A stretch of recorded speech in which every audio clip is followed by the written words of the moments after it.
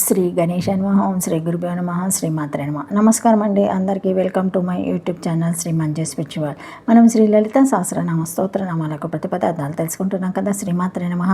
కానీ అంతకంటే ముందుగా మీరు కనుక మన ఛానల్ని మొదటిసారి చూసి ఉంటే తప్పకుండా ఒక చిన్న లైక్ ఇవ్వండి ప్లీజ్. షేర్ చేయండి, నచ్చితే సబ్స్క్రైబ్ చేసుకోండి, కామెంట్ పెట్టండి. దయచేసి ఈ వీడియో ఎక్కడ కూడా స్కిప్ చేయకుండా మాత్రం చివరి వరకు చూసే ప్రయత్నం మాత్రం చేయండి. ఇంకా వీడియోలోకి వెళ్ళిపోదాము. శ్రీమాత్రే నమః. 762 నామము త్రయంబక, 3 అక్షరముల నామము. ఈ నామంతో అమ్మవారికి నమస్కరించేటప్పుడు త్రయంబకాయ నమః అని చెప్పాలి. అంబిక, త్రయంబక, 3 కన్నులు కలది. త్రినయన అనే 453వ నామము, త్రిలోచన అనే 457వ నామము ఇంతకు పూర్వము వరుసగా ద్వితీయ భాగంలోను తృతీయ భాగంలోనూ వచ్చాయి. వాటి వివరణ కూడా ఇక్కడ చదువుకుంటే కానీ అమ్మవారి కళ్ళ గురించి పూర్తి అవగాహన ఏర్పడదు. అంబకము అంటే కన్ను అని ఒక అర్థము, బాణము అని మరో అర్థం కూడా ఉన్నాయి. కన్ను అనే అర్థం తీసుకుంటే 3 కన్నులు కలది అని ఈ నామానికి అర్థము. అమ్మవారి కుడి కన్ను సూర్యాత్మకము, ఎడమ కన్ను చంద్రాత్మకము, ఫలనేత్రము అనలాత్మకము, అగ్నితత్వము సూర్య చంద్ర అగ్నులు సూచించే ఈ 3 కళ్ళు వరుసగా 1 పగలు 2 రాత్రి 3 సంధ్యాకాలాలను కూడా సూచిస్తాయి. కన్ను దృష్టికి సంబంధించిన జ్ఞానేంద్రియము. దృష్టి అంటే చూడడము అని అర్థము. ఈ చూడడము కాలపరంగా చెప్పుకుంటే ఈ నామానికి భూత భవిష్యత్ వర్తమాన కాలజ్ఞానాన్ని సూచించే నేత్రత్రయాన్ని కలిగినది అనే అర్థం కూడా చెప్పుకోవచ్చును. అంబకము అంటే బాణము అని అర్థం చెప్పుకున్నాము. బాణము చోటులోకి దూసుకుపోయే లక్షణం కలది. ఇలా చోటు స్పేస్లోకి భూత భవిష్యత్తు వర్తమాన కాలానుగుణంగా దూసుకుపోయే చూపులు కలిగిన 3 కన్నులు కలది అని ఈ అర్థాన్ని ఇంకా విపులంగా చెప్పుకోవచ్చును. త్రయంబకత్వం ఒక శివునికే ఉన్నది.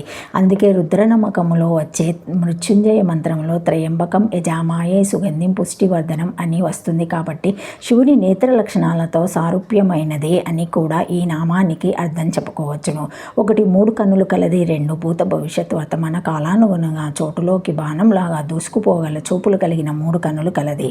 3 శివుని త్రినేత్ర లక్షణాలలో సారూప్యమైనది అని ఈ నామానికి అర్థాలు చెప్పుకోవచ్చును. శ్రీమాత్రే నమః.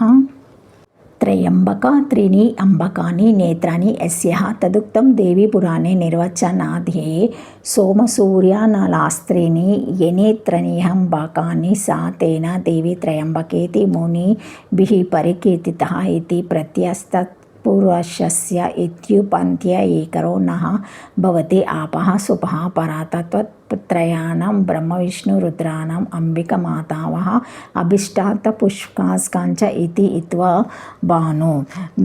ప్రతిపదార్థము 3 నేత్రములు గల సూర్యచంద్రాగ్నులు మువ్వురు 3 నేత్రములుగా గల త్రిమూర్తులకు తల్లి.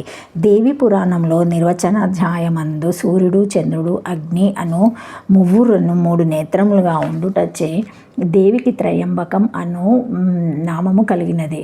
మునులు చెప్పిరి అని గలదు. త్రిని అంబకాని యస్యస్య త్రయంబక బహురిః సమానమందు శబ్దమందలి సుప్పున్నకు లోపం వచ్చినది. తర్వాత స్త్రీత్వ వివక్షచే టాప్ చేయగా త్రయంబక రూపమైనది. దీనిలో ప్రత్యయమును నిమిత్తంగా చేసుకొని బాలోని ఆకారమునకు ప్రత్యస్తత్ సూత్రంచే ఇత్వం వచ్చుచుండంగా రాదని చెప్పుచున్నాడు. ప్రత్యయ లోపే ప్రత్యక్ష లక్షణమును సూత్రంచే వచ్చిన సుప్పు తర్వాత అప్పు ఉన్నది. సుప్పు కంటే పరముగా అప్పన్నప్పుడు పూర్వకారములకు ఇత్వము రాదని అప్సుస్పహ అని నిషేధింపబడినది. కావున ఇత్వం రాదు. లేదా బ్రహ్మ విష్ణు రుద్రులకు అంబ తల్లి కనుక త్రయంబక అయ్యెను. ఈ అర్థమందు త్రయంబిక అని ఈకార మధ్యంగా రూపము ఉండదు. అంబ శబ్దము అభిషాత పుస్కము నిత్య స్త్రీలింగము కనుక పక్షమందు ఇత్వాము రాలేదని సమాధానము చెప్పెను. 3 అక్షరముల నామము. శ్రీమాత్రే నమః. 763 నామము త్రిగుణాత్మక, 5 అక్షరముల నామం. ఈ నామంతో అమ్మవారికి నమస్కరించేటప్పుడు త్రిగుణాత్మకాయ నమః అని చెప్పాలి. త్రిగుణ సత్వ రజోస్తమో గుణములను ఆత్మిక స్వరూపంగా గలది. ఎదురుగా కళ్ళకు కనపడే విధంగా ఒక ఆకారము పరిమాణము మొదలైన భౌతిక లక్షణాలతో ఉండడాన్ని వ్యక్తమవ్వడము అంటారు. ఏదైనా ఇలా వ్యక్తం అవ్వాలంటే ముఖ్యంగా 3 గుణాలు ఉండాలి అనే సత్వ రజస్తమో గుణాలు. ఒక గూఢారస్తము స్థిరంగా వ్యక్త స్థితిలో ఉండాలంటే ఒకే సమయంలో 3 బల్లాలు పనిచేయాలి.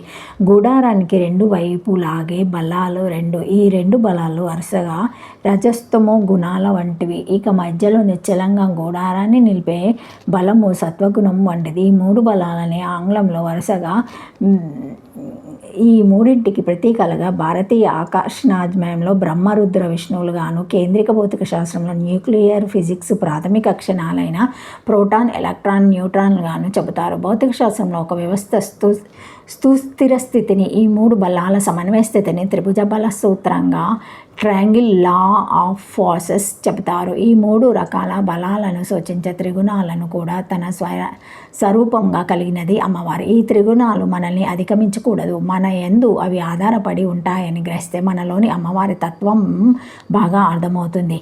ఈ త్రిగుణాత్మికమైనది మోక్షస్థితి. అంటే మోక్షస్థితి అని వేరే ఒక శుద్ధ స్థితి అంటూ ఉండదు. ఈ త్రిగుణాత్మకమైన స్థితిని మోక్షస్థితిగా అర్థం చేసుకోవాలి.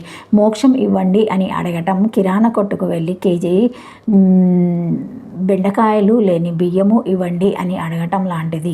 బెండలు లేని బియ్యం అని వేరే ఉండవు. బియ్యం కొనుక్కొని బెండలు ఏరితే వచ్చేవి బెండలు లేని బియ్యము. అలాగే త్రిగుణాత్మకమైన ప్రపంచంలో త్రిగుణాలు ఏరితే త్రిగుణాలు లేకుండా ఉండే స్థితి అని వేరే ఉండదు. త్రిగుణాత్మికంగా బ్రతకడమే మోక్షం. త్రిగుణాలను సమన్వయపరుస్తూ త్రిగుణాత్మికంగా ఉండే ఆత్మతత్వమే అమ్మవారి తత్వము.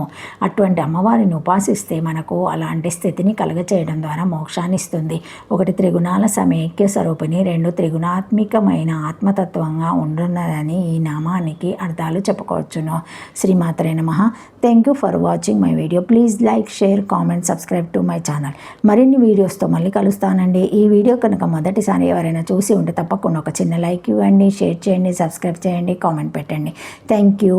శ్రీమాత్రే నమః. శ్రీమాత్రే నమః.